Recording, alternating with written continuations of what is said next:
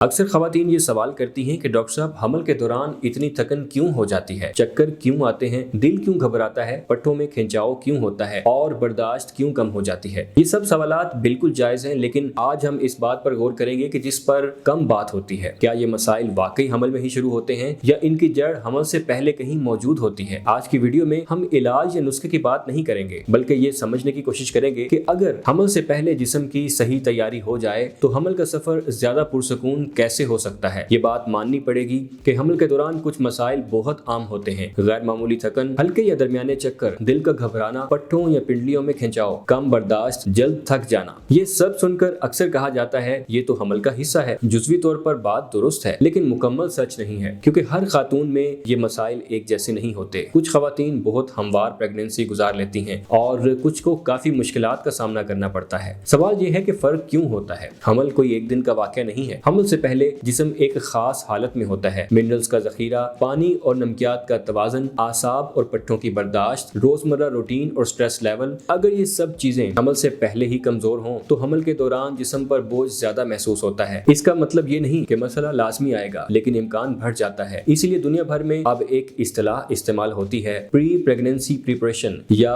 Pre conception care. Pre pregnancy preparation का मतलब ये नहीं कि कोई खास दवा या सप्लीमेंट ले लिया जाए। इसका असल मतलब है जिस्म के बुनियादी तवाज़न को समझना, रोजमर्रा आदतों को बेहतर बनाना, ऐसी कमजोरियों को पहचानना जो बाद में मसला बन सकती हैं। ये बिल्कुल ऐसे है जैसे लंबे सफर से पहले गाड़ी की सर्विस करवाना। गाड़ी चल भी सकती है, लेकिन तैयारी हो तो सफर आसान हो जाता है। मिनरल्स जिस्म के खामोश कारकुन होते हैं। ये असाबी सिग्नल्स को दुरुस्त रखते हैं, पट्टों को हरकत देते हैं, दिल और खून की गर्दिश में किरदार अदा करते हैं और तवानाई के निजाम को सहारा देते हैं। अगर हमल से पहले ही मुसलसल थकन, बार बार चक्कर, पट्टों में खिंचाव, कम बर्दाश्त मौजूद हो तो ये इस बात का इशारा हो सकता है कि जिस्म का तवाज़न मजीद सपोर्ट मांग रहा है। यहाँ मकसद डायग्नोसिस नहीं बल्कि अवेयरनेस है। प्री प्रेगनेंसी स्टेज में पानी पीने का अंदाज, खाने का वक्त और रोजमर्रा रूटीन बहुत फर्क डालती है। मसलन बहुत ज्यादा सादा पानी, खाने का बार बार स्किप होना, नींद की कमी, मुसलसल ज़हनी दबाव, ये सब चीजें वक्त के साथ जिस्म की बर्दाश्त कम करती हैं। हमल के दौरान यही कम बर्दाश्त अलामात को बढ़ा देती है। इसलिए डॉक्टर्स अक्सर कहते हैं हमल से पहले अपनी रूटीन दुरुस्त कर लीजिए। ये बात खास तौर पर अहम है नई शादीशुदा खवातीन, वो खवातीन